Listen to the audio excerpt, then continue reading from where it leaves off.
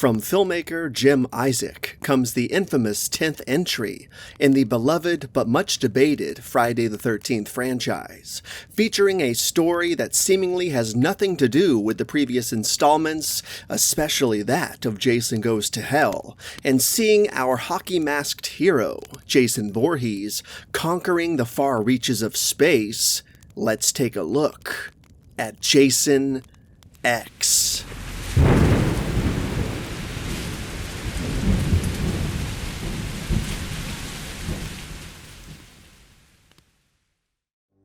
When Jason X was released in theaters, I missed the chance to see it on the big screen. Its stint at our local AMC at the time was so brief that it seemed almost like a blink-and-you-miss-it moment. However, a while later, when the film finally hit shelves at Blockbuster, my Uncle Tony and I decided to rent it. To say we were entertained would be an understatement. The movie was a sheer joy to watch, an absolute blast, brimming with delightful absurdity. I've harbored a fondness for it ever since that day, and what's even more surprising was my uncle's reaction to it.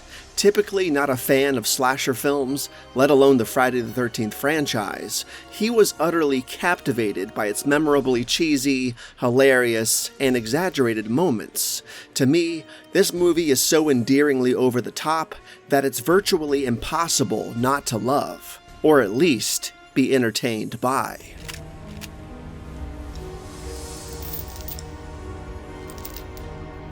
What the hell?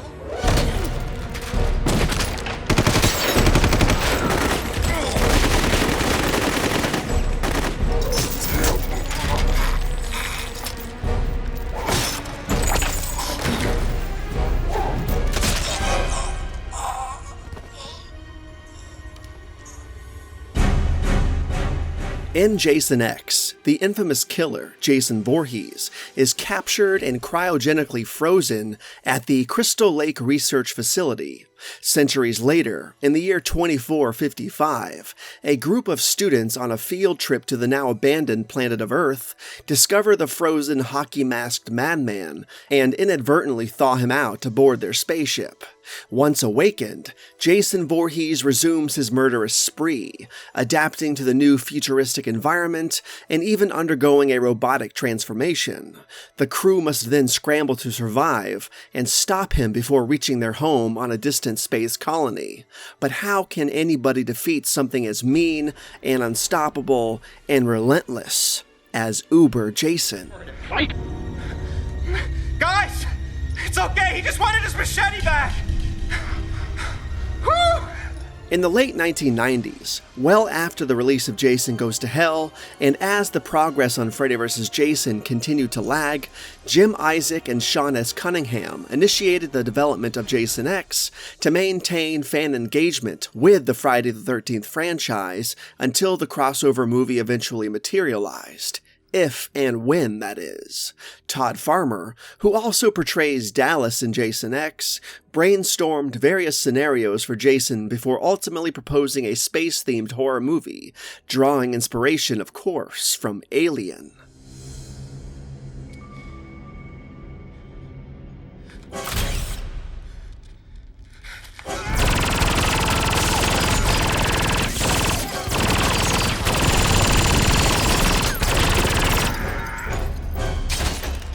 Production for Jason X took place in Toronto from March to May of 2000, although the film would be shelved until late 2001, where it began releasing in international markets, before finally being released here in the States in April of 2002, a year and some change before the release of Freddy vs. Jason in 2003.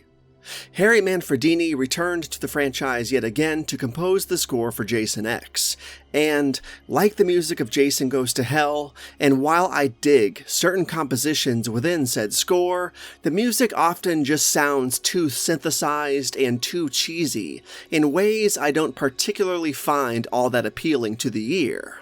I typically like cheesy synthesized music, but for some reason, when it comes to the music of Friday the 13th movies, I think the organic sounds of real instruments is at least what these movies need, hence my slight dissatisfaction with the scores of both Jason X and Jason Goes to Hell.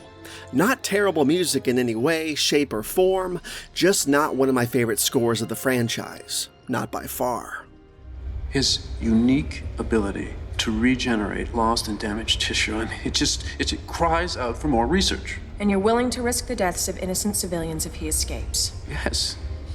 But I'm sure Sergeant Marcus and his men can handle the transfer just fine. Sergeant?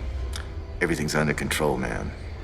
Jason X stars Kane Hodder as Jason Voorhees, becoming Hodder's fourth and final time portraying the iconic horror villain until his eventual return to the character in the 2017 Friday the 13th video game. To this day, he remains the only actor to have played Jason Voorhees more than once, bringing a distinct physicality to the role. The film's final girl, Rowan LaFontaine, is played by Letza Doig, known for her roles in TV shows such as Andromeda and Stargate SG-1. Also appearing in the film is Lisa Ryder as KM-14, an android with enhanced combat abilities who becomes a pivotal plot device in the battle against Uber Jason. Ryder had previously worked with Lexa Doig on Andromeda as well. The film also sees Chuck Campbell as Sunaran, a tech-savvy character closely linked with the android KM-14, as well as badass Peter Mensah as Sergeant Brodsky, the leader of a group of space marines tasked with handling the Jason Voorhees problem. The rest of the supporting cast all do great jobs in their respective roles as well. As with Jason Goes to Hell, the cast of Jason X is commendable regardless of whether you enjoyed the movie itself or not. Are you paying attention, Azrael? Yeah. Well, don't touch anything. Within Jason X, the utilization of lighting and cinematography aptly fits the narrative context of its space-themed adventure aboard a spaceship. While these technical elements might not be groundbreaking or exceptionally remarkable, they are notably suited to the futuristic ambiance the movie seeks to portray. The sterile lighting and the clean cinematography-related choices echo the pristine and advanced environment of the spacecraft, evoking an intriguing contrast to the impending horror of Jason Voorhees. Despite being set within the luminous and vibrant confines of the spaceship, Jason X, however, does not falter in delivering its mood and atmosphere, which can be described as both intense and tantalizing. The film seamlessly incorporates its menacing horror elements, ensuring that they remain potent and undiluted, even amidst the ship's brilliant and expansive spaces. Hey, Slappy! Got a little something for you.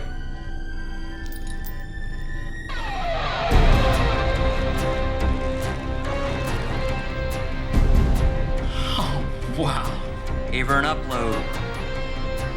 Afraid I'm gonna have to hurt you now. Cam! Jason X revels in its own campy essence, fully embracing the inherent goofiness and absurdity that defines its narrative.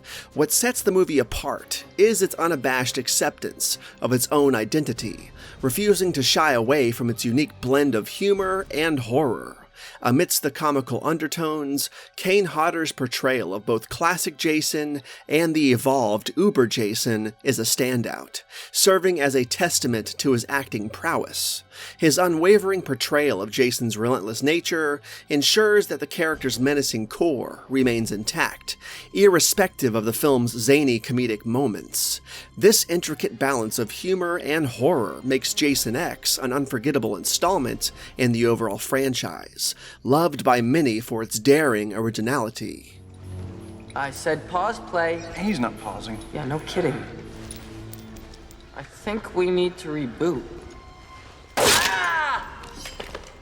That does not count as a kill. Yes, it does. Okay, screw this. Game over. The visual representation of classic Jason in the film leaves much to be desired, especially for ardent fans of the franchise. The distinct design of his hockey mask, complete with a pointed nose, coupled with an unusually abundant head of hair, diverts from the iconic image many have come to associate with the character. However, regarding Jason's appearance, the film does redeem itself with the introduction of Uber Jason, a portrayal that is delightfully cheesy and memorable in its audacity. This larger-than-life rendition encapsulates the essence of the film's campy spirit, making it an instant fan favorite. As Kane Hodder's final curtain call in the iconic role, Jason X serves as a fitting tribute, capturing the essence of his legacy while introducing fresh elements that will undoubtedly remain etched in the annals of the Friday the 13th franchise.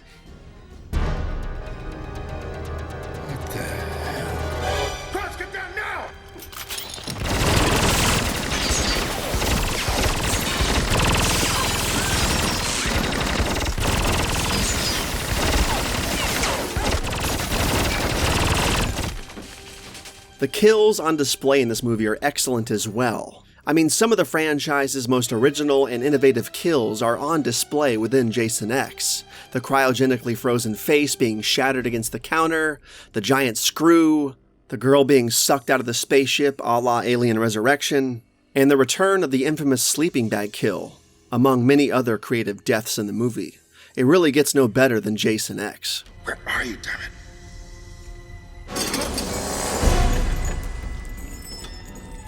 I unabashedly love this movie, and for all its quirkiness, I wouldn't change a thing about it, and its rewatchability factor is simply off the charts. With all that said, Jim Isaacs' science fiction horror slasher epic, Jason X, is one hell of a ride.